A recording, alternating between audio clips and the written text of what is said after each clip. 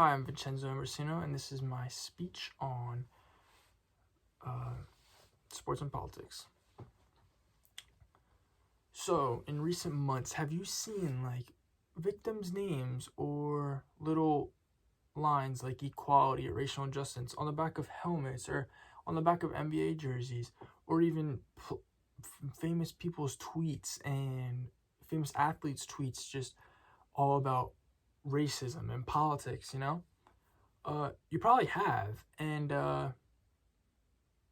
you may support it or be against it, but everybody has their own opinion.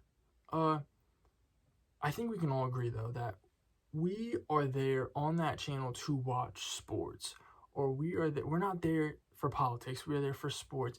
Many people watch sports to get away from the real world or just have fun. We just want to watch sports and have fun, right? And I think that they should not be integrated. I don't think they should be together. And it's a very big problem in our world. One, the players' lives can be affected. In 2020, after NFL started supporting Black Lives Matter, their ratings dropped 17%. This is affecting the players' lives because they're going to get cuts and stuff from the league, and it's affecting the league too. And players have gotten fines, like Colin Kaepernick for kneeling during. It's just ruining people's lives, and it's really affecting their lives. NFL is doing this thing where on the back of people's helmets, they can put people's names like Breonna Taylor or George Floyd, or even just put equality or social injustice, social reform, And the NBA is doing the same thing where they're having the same thing on the back of their jerseys instead of their last names, And I think people are just there to watch sports, and I don't think they should be integrated. I mean, there's a very good analogy on one of my sources, and it's would you want to go to your favorite restaurant, right? Would you want to go to your favorite restaurant and just be interrupted by a political ad? Just while you're ordering your food, just be interrupted by a political ad that you have to watch if you want to watch that, And I think some actions that we can take are protesting these events, like not going to them, boycotting them, just peacefully, though. Peacefully is the main word.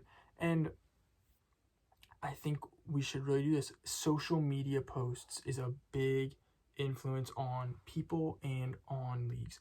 If a lot of people get behind something, they can really make a change.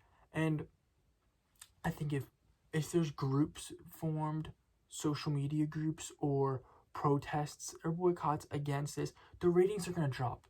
This is going to, again, they're going to realize that we need to make a change. And I think there needs to be a change. I mean, I play Madden, right? On the back of the end zones in Madden, just the actual game, you can see end racism on each side. This should not be. It's not. I don't think it's right. And also, I think the players have a very big influence on this, I think that once one person sees something that an athlete has done, they're going to do it too.